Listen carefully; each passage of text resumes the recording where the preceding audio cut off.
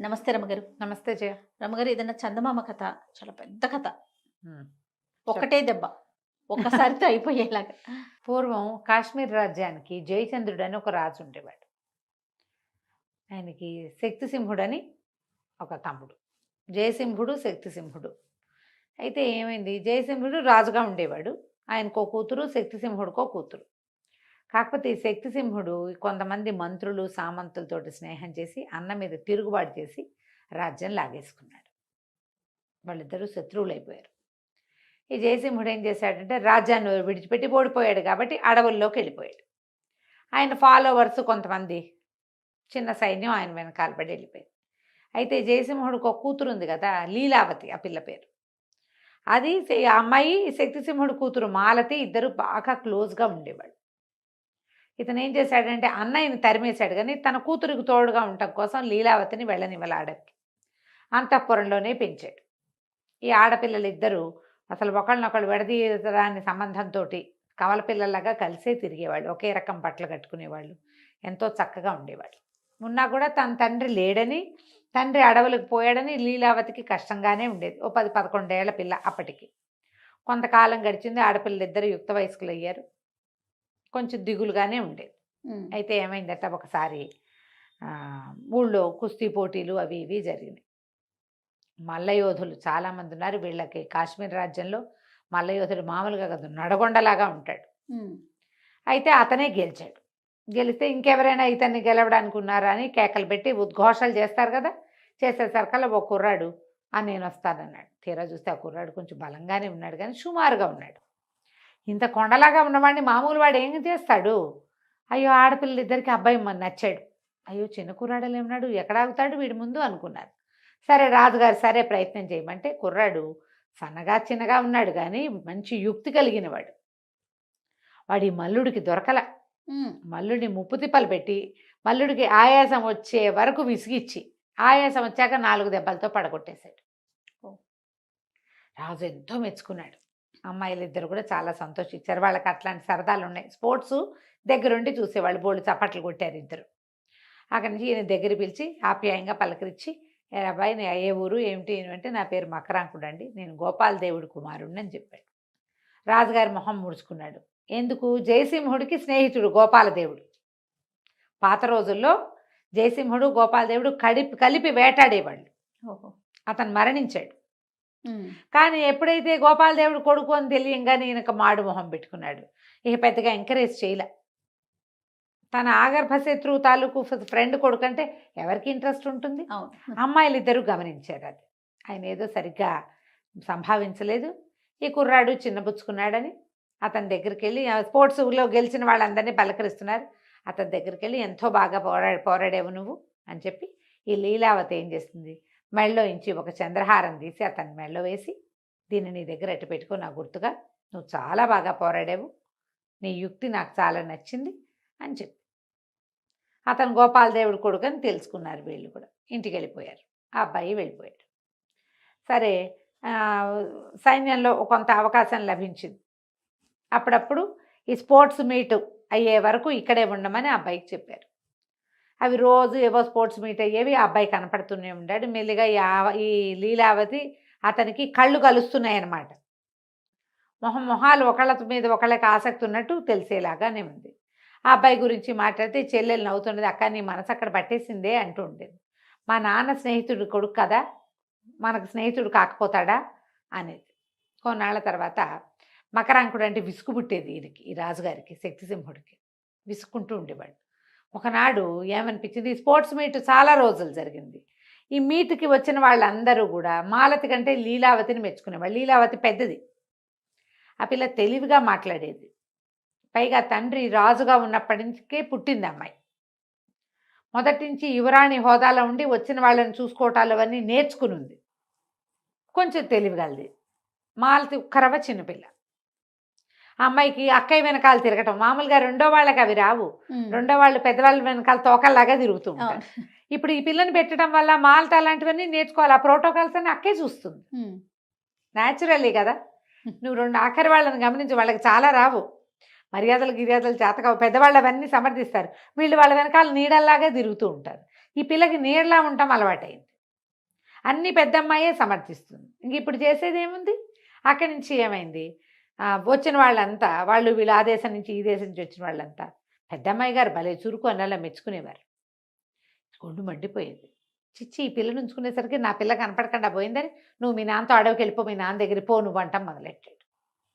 మకరాంకుడి మీద చిరాగ్గా ఉంది, వాడు రోజు కనపడుతున్నాడు. ఇప్పుడు కొత్తగా ఈ పిల్లని అందరూ మెచ్చుకోవటం మొదలుపెట్టారు. దాంతో చిర్రెత్తుకొచ్చేసింది. సరే వెళ్ళిపో వెళ్ళిపో అనేసరికల్లా ఈ మాలతి పొలబోదిపోమని ఏడ్చింది. అదే నాన్న, మీ ఇద్దరం ఒక ప్రాణంగా ఉన్నాం, అక్కయ్య లేకపోతే నేను ఉండను అంటే అట్లా కాదన్నాడు ఆయన. అట్లా కాదు, అది వాళ్ళ నాన్న దగ్గరికి వెళ్తే నువ్వు నీ తండ్రి దగ్గర ఉండాలి, దానికి వాళ్ళ నాన్న కావాలి నీకు వద్దా అని తిట్టాడు. పెళ్ళి ఒప్పుకుంది. కానీ ఏమనుకున్నారు, అసలు వీళ్ళకి చెప్పొద్దు, ఆయన ఏదో ఏర్పాటు చేస్తాడు, ఆ లోపలే మన ఇద్దరం వెళ్ళిపోతాం, పోయి అడవిలోనే ఉందాం నా పెద్దనాన్న దగ్గర అని చెప్పి అక్కయ్యని ఒప్పించింది. ఆ అమ్మాయికి తండ్రి దగ్గరికి వెళ్ళాలని ఉంది లీలావతికి, కానీ మాలతిని వదిలిపెట్టడం మీద పెద్ద ఆసక్తి లేదు. అది ఎట్లాగో వస్తానంటోంది కదా. సరే వీళ్ళు ఏం చేశారు, డబ్బు దశకం నగలు నాణ్యాలు ప్యాక్ చేసేసుకున్నారు. కానీ తమ వేషాలు తీసేసి సామాన్యులుగా ముతక బట్టలు వేసుకుని అడవి దారి పట్టి ఊళ్ళోంచి బయటికి వెళ్ళిపోయారు. వెళ్ళిపోయేది ఇక ఊర్లన్నీ దాటేవరకు అడవి ఇంతేం దగ్గరలో లేదు, టౌన్కి ఎక్కడో ఉంది. వీళ్ళు ఒక సిటీలో నగరంలో ఉన్నారు. వెళ్ళగా వెళ్ళగా వెళ్ళగా వెళ్ళే దారంతా చేతిలో డబ్బులు ఉన్నాయి కదా, అన్ని చోట్ల తిండి తిప్పలు శుభ్రంగా నడిచాయి.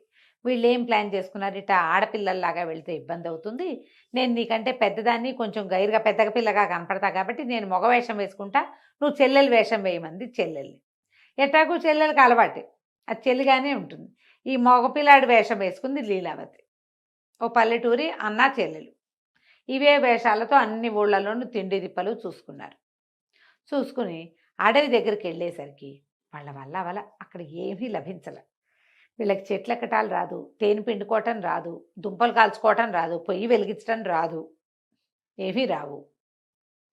అడవి లోపలికి వెళ్ళి కొద్దీ వెతుక్కోవాలి, వాళ్ళు ఎక్కడున్నారో తెలియదు. అవి ఎన్ని రోజులు పడతాయో తిండి తిప్పలు. అదే కదా, మొదటి రోజున్నర గడిచేసరికల్లా వేలబడిపోయారు. దాహం, మంచినీళ్ళు కావాలి, నీళ్లు ప్యాక్ చేసుకెళ్ళాలి, ఆ తెలివితేటలు రాలా వాళ్ళకి. ఊళ్ళల్లో అన్నీ లభిస్తున్నాయి, అక్కడ కూడా ఉంటాయి అనుకున్నారు.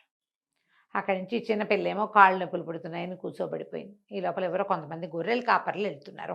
వెళ్తుంటే ఓ కుర్రాడి దగ్గర తాబేటికి అయింది. బాబు బాబు మంచినీళ్ళు ఉన్నాయా అని కేకేసింది. వాడు వచ్చి నీళ్ళు ఇచ్చాడు. నీళ్ళు ఇస్తే మరి వీడు మగవేషంతో ఉంది కదా లీలావతి, మేము ఏదో పని మీద వచ్చాము, అడవిలో ఉందామని వచ్చాము, మరి ఇక్కడ ఏం అవకాశాలు దొరకలేదు, మా చెల్లెలు శోషొచ్చి పడిపోయేలాగా ఉంది, తిండి తిప్పలు ఏమైనా దొరుకుతాయి అంటే ఇతను ఏమన్నాడు, కొంచెం బాగా ముందుకెళ్తే ఒక గొర్రెలు కాపరి తను ఇల్లు అమ్మేసి వెళ్ళిపోదాం అనుకుంటున్నాడు. అడవిలో ఉంది వాళ్ళకి ఇల్లు, అక్కడికి వెళ్ళండి, అక్కడ ఉంటే ఈ పూట మీకు భోజనం లభిస్తుంది, వాళ్ళు ఏదో తిండి పెడతారంటే ఈ చెల్లెల్ని మంచినీళ్ళు ఇచ్చి మెల్లిగా లేవ తీసుకుపోయింది. సంచులు మోసుకుంటూ వెళ్ళారు అక్కా చెల్లి. వెళ్తే ఆ గొర్రెలు కాపరి ఏమన్నాడు, ఆ రాత్రికి వాళ్ళకి భోజనం పెట్టి అమ్మ ఇల్లు అమ్మేద్దాం అనుకుంటున్నాను అనేసరికల్లా ఈ ఇల్లు మాకే అమ్మేసే, మేము ఈ అడవిలో ఉంటాం, తమ డబ్బు దశకం తెచ్చుకున్నారుగా, డబ్బులు ఇచ్చేసి ఆ ఇల్లు తీసుకున్నారు. అక్కడి నుంచి మెల్లిగా కుస్తీ పట్టి ఆ ఇంట్లో 3-4 వారాలకు సరిపడా తిండి పదార్థాలు ఉన్నాయి. కొన్ని నెలలకు సరిపోతాయి, వారాలే కాదు నెలలకే. ధాన్యం ఉంది, పిండి ఉంది, తర్వాత ఏమో చుట్టుపక్కల అవి ఇవి కూర కాయ ఏవో కనపడుతున్నాయి.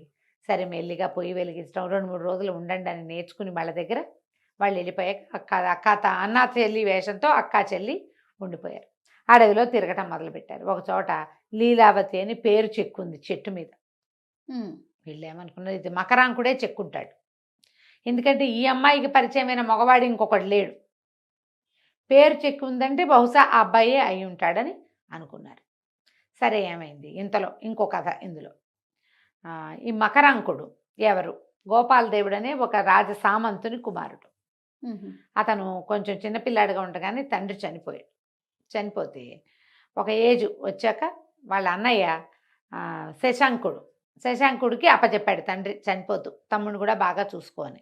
వీళ్ళిద్దరికీ ఒక 6-7 సంవత్సరాల వారం ఉంది. వాడు ముందు నుంచి అన్నయ్యతో తండ్రితోటి తిరిగి వాడు కాస్త గట్టిపడ్డాడు. ఈ అబ్బాయి చిన్నపిల్లాడిగా ఉండి ఇంట్లో ఉన్నాడు.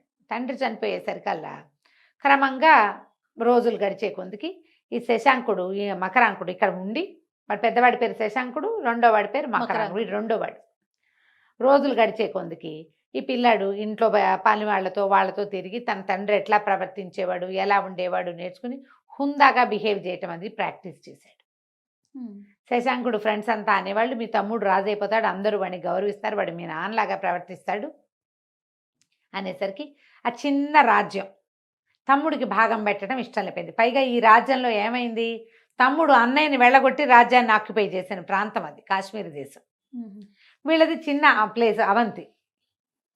ఏం జరుగుతుంది, రేపొద్దున వీడిని ఇటాకే హుందాగా బాగున్నాడు అంటే రేపొద్దున వాడు రాజయ్య కూర్చుంటే వీడిని పెంచిన నేనేమవ్వాలి?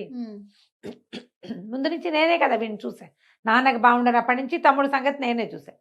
దాంతో ఏం చేశాడు, వాళ్ళ తమ్ముడిని వీడిని ఎట్లాగైనా అడ్డు తప్పించాలని స్నేహితులు బాగా రెచ్చగొట్టారు. అన్నదమ్ముల్లో ఇలాంటి వ్యవహారాలు నడుస్తాయి, రాజ్యాల దగ్గర మరీ కుదురుతాయి.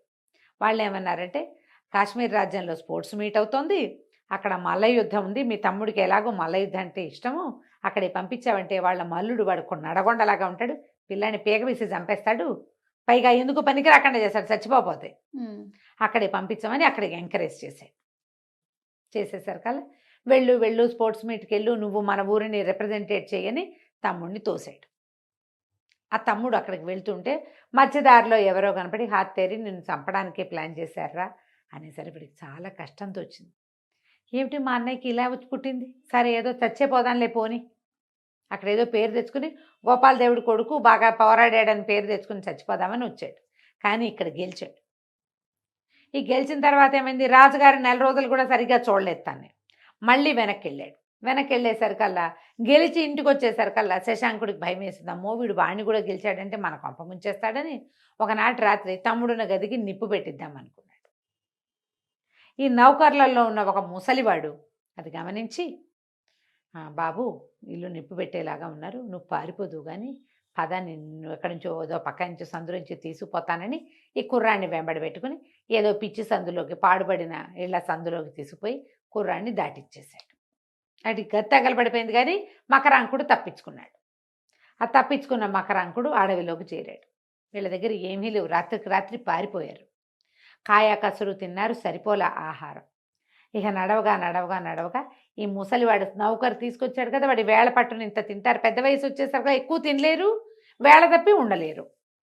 ఎక్కడో కళ్ళు తిరిగి పడిపోయేసరికల్లా ఈ మకరాంకుడు ఏం చేశాడు, నువ్వు ఇక్కడే పడుకో, నేను ఏమైనా నీళ్లు తిండి దొరుకుతుందేమో చూస్తానని మొత్తం వెతకడానికి వెళ్ళాడు. ఈ వెళ్ళి ఎక్కడికి వెళ్ళాడు, పాతరాజైన జయసింహుడు ఉన్న ప్రాంతానికి వెళ్ళాడు. అక్కడ వాళ్ళు ఒక 4-5 ఆశ్రమాలు లాంటివి, ఒక పర్ణశాలలు లాంటివి కట్టుకున్నారు. అప్పుడే వంట చేసుకున్నారు. ఆయన చూడడానికి వచ్చిన వాళ్ళు కొంతమంది ఉన్నారు, ఆయన ఆశ్రితులు కొంతమంది ఉన్నారు. వాళ్ళు అక్కడ వంట చేసుకుని తింటున్నారు. ఆ వంట చూడంగానే మకరాంకుడు ఏమన్నాడు, కత్తి పుచ్చుకుని ఎవరైనా సరే ఆహారం ముట్టుకుంటే చంపేస్తాను, ఈ ఆహారం అంతా నాకు కావాలన్నాడు. అనేసరికి జయసింహుడు ఆశ్చర్యపోయి, ఎందుకు నాయన అంత కంగారు పడతావు, నీకు కావాలంటే తిను, ఆకలిస్తే తిను, దానికి ఎవరినైనా చంపడం కొట్టడం ఎందుకు, కావాలంటే ఇంకా కొంచెం వండించుకుందాం, మళ్ళీ వండుకుందాం, వాళ్ళంత ఆహార పదార్థాలని మనకు వచ్చిన భయం ఏమీ లేదని ఓదార్చాడు. దాంతో ఈ మకరాంకుడు సిగ్గుపడి, క్షమించండి, నేను కూడా జంతువులాగా ప్రవర్తిస్తున్నాను, ఆకలితోటి 3 రోజులు అయిపోయింది మేము అన్నం తిని, నాకంటే ముందు నా పనివాడు పాపం ముసలివాడు, వాడి వల్ల అయ్యేలాగా లేదు, కొంచెం ఆహారం ఇచ్చారంటే అతనికి ఇస్తానన్నాడు. సరే ఈయన కుర్రాన్ని కూర్చోబెట్టి భోజనం పెట్టి కొంచెం ఫుడ్ ప్యాక్ చేసి ఇచ్చారు. మంచినీళ్ళు ఇచ్చి ఎవరో మనిషి సాయం పంపిస్తే ఆ ముసలి నౌకరికి కూడా అన్నం పెట్టి కాస్త వాడిని గోపికి తెచ్చాక వచ్చేసి ఈ పటాలం దగ్గరకు వచ్చాక ఆయన అడిగాడు, ఎవరి తాలూకు ఏంటంటే గోపాలదేవుడి 2వ కుమారుడు అనగానే ఆయన ఆశ్చర్యపోయాడు. అదేమిటో నేను చూసినప్పుడే అనుకున్నా, చూసిన మొహంలాగా ఉందని, మీ నాన్న నాకు చాలా స్నేహితుడు, మేమిద్దరం ఈ అడవిలో ఎన్నేళ్ళో వేటాడేమో, ఏమైంది ఏమిటి అంటే మా అన్నయ్య ఇట్లా చేశాడండి, పారిపోయి ఇచ్చాను అన్నాడు. తనని తమ్ముడు ఎట్లా చేశాడో తిండి అన్నయ్య. దాంతో ఆయన బాబు నా దగ్గరే ఉండు అని కుర్రాన్ని తన దగ్గరే ఉంచుకున్నాడు. ఈ అడవిలో తిరిగే క్రమంలో ఆ మకరాంకుడు ఇక్కడ చెట్టు మీద లీలావతి పేరు చెక్కాడు. ఈ అమ్మాయిలు అడవంతా వెతుకుతున్నారు కానీ ఆ జయసింహుడు ఎక్కడున్నాడో పట్టుకోలేకపోయారు. రోజు కాస్త దూరం వెతుక్కుంటూ వెళ్ళేవాళ్ళు. అక్కడి నుంచి వీడి నీలావతి వేషం మార్చుకుందిగా, తన పేరేమో పుష్కరుడు, మాలతి పేరేమో లక్ష్మి అని పెట్టుకుంది. ఈ పుష్కరుడి వేషంలోనే ఈ అమ్మాయి రోజు తిరిగేది, మగ వేషం కాబట్టి ఇబ్బంది లేదు. అడవిలో తిరుగుతుంటే ఒకనాడు మకరాంకుడు ఎదురుపడితే మాట్లాడుకున్నారు. మకరాంకుడు మెళ్ళో తనిచ్చిన చంద్రహారం ఉండడానికి గమనించి వీడు తన మీద మనసు పెట్టుకునే ఉన్నాడని, ఇతనే అక్కడ లీలావతి పేరు చెక్కాడని నిర్ధారణ చేసుకుంది. ఆ అమ్మాయికి ఇతని మీద ఇంట్రెస్ట్ ఉంది. ఎప్పుడైనా ఒకటి మీద ఇంట్రెస్ట్ వెళ్తే సంవత్సరం తర్వాత అయినా వాళ్ళని గుర్తుపడతారు, అంత తొందరగా మర్చిపోరు కదా. సరే మాట్లాడుకున్నారు. కానీ అతనికి లీలావతి పోలికలు ఉన్నాయి ఈ అబ్బాయికి అని తెలిసింది. కానీ ఇదే లీలావతి అయి ఉంటుందని అనుకోవాలి. ఎందుకంటే లీలావతి అమ్మాయి మొదటి నుంచి కూడా మొరటుగా కనపడ్డము, తర్వాత ఏమో మాటలు యాస మార్చేసుకుంది. స్వీట్ వాయిస్ కాకుండా బేస్ వాయిస్ తోటే మాట్లాడేది. దాంతో వీళ్ళిద్దరూ ఫ్రెండ్స్ అయ్యారు. 2 సార్లు ఒకసారి 2 సార్లు కలుసుకున్నారు. కలుసుకున్నాక అతను ఏం చెప్పాడంటే, నేను ఆ లీలావతిని మర్చిపోలేకపోతున్నాను, నా ప్రాణం అంతా అమ్మాయి మీదే ఉంది, నేనేమో అడవిలో ఉన్నాను, ఆ అమ్మాయి రాజ్యంలో ఉంది, పోనీ ఇక్కడే ఉన్నా ఈయన కూతురు కాబట్టి నాకు కుదిరేది, ఇప్పుడు నేనేం చేయగలను, ఆ శక్తిసింహుడు అమ్మాయిని వదులుతాడో వదలడో తెలియదంటే, అయితే ఈ లీలావతి ఏమంది, నువ్వు ప్రేమిస్తున్నానని చెప్పావంటే, ఎక్కడ చెప్పాను, మేమిద్దరం చూసుకుంటూ ఉండేవాళ్ళం అంతేనన్నాడు. అయితే ఓ పని చెయ్యి, నువ్వు మా ఇంటికి రా, మా ఇంట్లో మా చెల్లెలు ఉంది, నేను లీలావతిలాగా నటిస్తా, మా చెల్లితో అంటల్లా నేనే లీలావతిగా నటిస్తాను, అప్పుడు నువ్వు లీలావతితో ఏమేమి చెప్పదలుచుకున్నావో అవన్నీ నాకే చెప్పు, నీకు కూడా కొంచెం మనసులో బరువు తీరినట్టు ఉంటుంది అని చెప్పి ఇంటికి తీసుకెళ్ళింది. అమ్మాయిలు ఇద్దరు ఇతను లీలావతితో మాట్లాడుతుంటే మంచిగా ఎంజాయ్ చేసేవాళ్ళు. లీలావతికి ఎలాగో సరదాగా ఉంది, తనకు కావాలి ఇతను ఎట్లాగైనా, కానీ ఇప్పుడే తన వేషం బయట పెట్టకూడదు. వీళ్ళిద్దరూ బాగా కలుస్తూ ఉండేవాళ్ళు తరచుగా. రమగారు, మనము లీలావతి అండ్ మకరాంకుడు కథ చెప్పుకుంటూ ఉన్నాము, అది కంటిన్యూ చేసేద్దామండి. లీలావతి మాలతి ఇద్దరు అన్నా చెల్లి వేషాలతోటి అడవిలో ఉన్నారు. మకరాంకుడు వాళ్ళకి కనపడ్డాడు. ఈ మకరాంకుడికి మగ వేషంలో ఉన్న లీలావతికి, పుష్కరుడి పేరుతో ఉన్న లీలావతికి ఫ్రెండ్షిప్ కుదిరింది. సరే మాట్లాడుకుంటూ ఒకసారి మకరాంకుడు తను ఇట్లా జయసింహుడి దగ్గర ఉంటున్నానని చెప్పి ఈ పుష్కరుడిని తీసుకుపోయాడు. తీసుకెళ్తే ఈ అమ్మాయి మగ వేషం నుండి తండ్రితో మాట్లాడి తండ్రి ఆను పాను అన్నీ తెలుసుకుంది. కానీ ఆ అమ్మాయికి తండ్రి దగ్గర చేరిపోవాలని లేదు ఇమీడియట్గా. ఈ మకరాంకుడికి తనంటే ప్రేమ, ఇతన్ని స్వాధీనం చేసుకోవాలి. ఈ లోపల ఏమైంది, అక్కడ వెళ్ళినప్పుడు ఆయన అడిగాడు, ఏ వంశము, మీ నాన్న ఎవరు, ఏమిటంటే నేను గొప్ప వంశంలోనే పుట్టానండి అని, తండ్రి పేరు మాత్రం చెప్పాలి. వీళ్ళు తిరుగుతూ ఉండేవాడు మకరాంకుడు వీళ్ళ దగ్గరికి. తిరుగుతూ ఉండి లీలావతితో తను మాట్లాడదలుచుకునేవి, ఆ అమ్మాయి తనకు ఎట్లా గుర్తొచ్చింది, రాత్రి కల్లో ఎలా వచ్చింది, అవన్నీ ఈ పుష్కరుడి వేషంలో ఉన్న లీలావతికే చెప్తూ ఉండేవాడు. అక్క చెల్లి సంతోషంగా సరదా పడుతూ వింటూ ఉండేవాడు. ఒకనాడు ఈ మకరాంకుడు వీళ్ళ దగ్గరికి వస్తానని చెప్పి ఆ రోజు పొద్దునే వస్తూ ఉంటే అతనికి ఒక పొద దగ్గర పడుకుని ఉన్న ఒక మనిషి కనిపించాడు. ఎవడో వేటకు వచ్చినవాడు, ధనుర్బాణాలు పక్కనుండే పడుకుని ఉన్నాడు. పడుకుని ఉంటే ఒక పెద్ద సర్పం ఉంది అతని పక్కన. ఉలిక్కిపడ్డాడు. ఇతను వెళ్ళి కాళ్ళ చప్పుడు వేసరికల్లా సర్పం బారిన పడిపోవాల్సింది. వీడు వెళ్ళేసరికి పాము పారిపోయింది. ఇంకొంచెం ముందుకు వెళ్ళేసరికల్లా రెండో పక్క నుంచి ఒక సింహం వాడికేసే చూస్తుంది, పడుకున్న వాడికేసే. సింహం కానీ పులి కానీ కదలని వాటి మీద పడవు, చచ్చిపోయిన వాటి జోలికి వెళ్ళవు. మనుషులు పడుకున్నారనుకో, స్టిల్గా ఉంటే వాళ్ళ జోలికి వెళ్ళవు అవి. వాడు కదిలితేనే, వాడు కదలటం కోసం చూస్తోంది. ఎప్పుడైతే ఈ సింహం చూస్తుందో, అయ్యో పాము నుంచి తప్పించుకుని వీడెవడో సింహం నోట్లో పడేందుకు సిద్ధంగా ఉన్నాడే అని చెప్పి దగ్గరికి వెళ్ళేసరికి వీడికి కనపడింది, వీడు శశాంకుడు, తన అన్నయ్య. ఓహో, ఏ వేటకో వచ్చుంటాడు, దారి తప్పి రాత్రి వెళ్ళలేకపోయాడు ఇంటికి, ఈ చెట్టు కింద పడుకున్నాడు. తెల్లారేసరికి సింహం చేరింది అక్కడ. అక్కడి నుంచి వెళ్ళిపోదామనిపించింది. తన్ని 2 సార్లు చంపేందుకు ప్రయత్నం చేశాడు అన్నయ్య. ఓసారి మల్ల యుద్ధానికి పంపాడు, రెండోసారి ఇంటికి నిప్పు పెట్టే ప్రయత్నం చేశాడు తను పడుకున్న గదికి. వాడిని రక్షించబుద్ధి కాల. కానీ ఒక్క అడుగేస్తే నాన్న గుర్తొచ్చాడు వాడికి. అన్నయ్య మాట విను, అన్నయ్య చెప్పినట్టు ఉండు అని చెప్పాడు.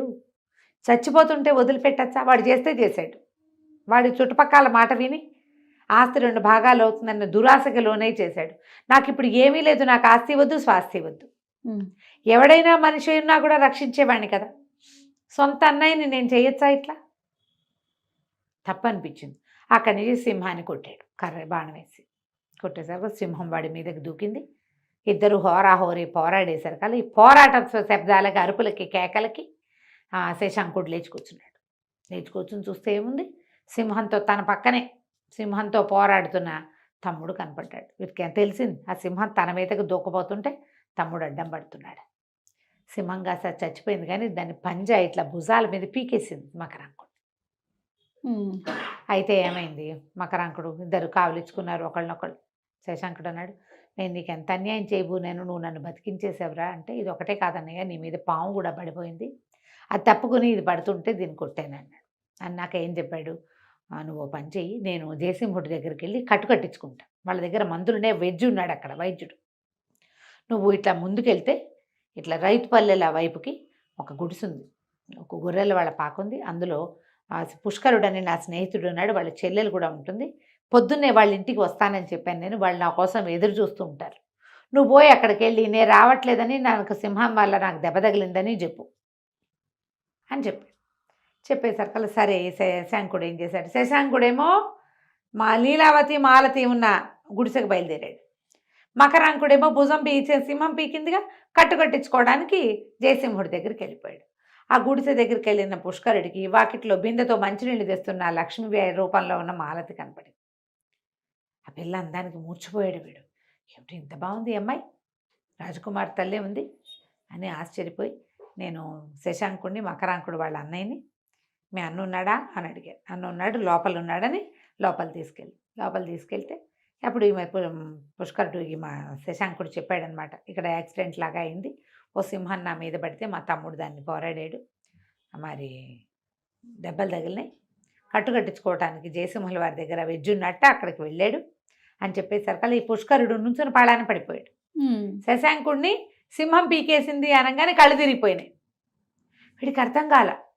మంచి ఇద్దరు నీళ్లు తెచ్చి నీళ్లు చల్లి లేవదీస్తే ఏమిటి ఎందుకు అట్లా మూర్చిపోయి ఉంటే, నేను లీలావతి లాగా నటిస్తాను కదా ప్రతిసారి, అలా లీలావతి భావంలోకి వెళ్ళిపోయిన శశాంకుడి పేరు వచ్చేసరికి లీలావతి అయితే స్పృహ తప్పి పడిపోదు, అలాగే నేను పడిపోయాను.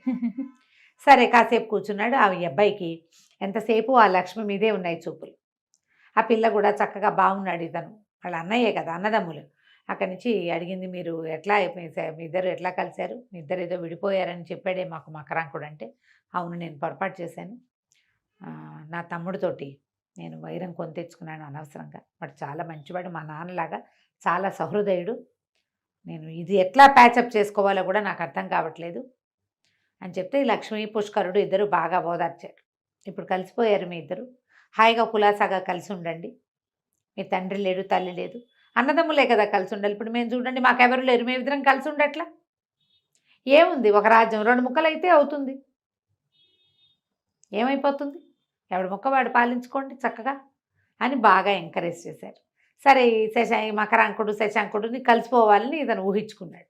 ఇంతలో అక్కడికి వెళ్ళాడు కదా, మళ్ళీ వెనక్కి వెళ్ళిపోయాడు. ఇక్కడ వీళ్ళకి చెప్పి ఓ 2-3 గంటలు వీళ్ళ దగ్గర కూర్చుని మకరాంకుడు కోసం వీళ్ళు వండిన వంటంతా తిని శశాంకుడు జయసింహుడున్న దీని దగ్గరికి వెళ్ళి తమ్ముడికి చెప్పాడు, ఆ పుష్కరుడు ఏమిటోరా నీకు సింహం పీకింది అనగానే కళ్ళు తిరిగి పడిపోయాడు విచిత్రంగా అంటే, అబ్బో ఏం లేదు, అతనికి నేనంటే చాలా ప్రేమ, అది ఇది అని మాట్లాడుకున్నాక శశాంకుడు చెప్పాడు, ఆ లక్ష్మి చాలా నచ్చింది నాకు, అమ్మాయిని పెళ్లి చేసుకోవాలనుకుంటున్నాను అని అడిగేసరికల్లా సరే పెళ్లి చేసుకుందు కానీ ఈ జయసింహుడితోటే చెప్పారు.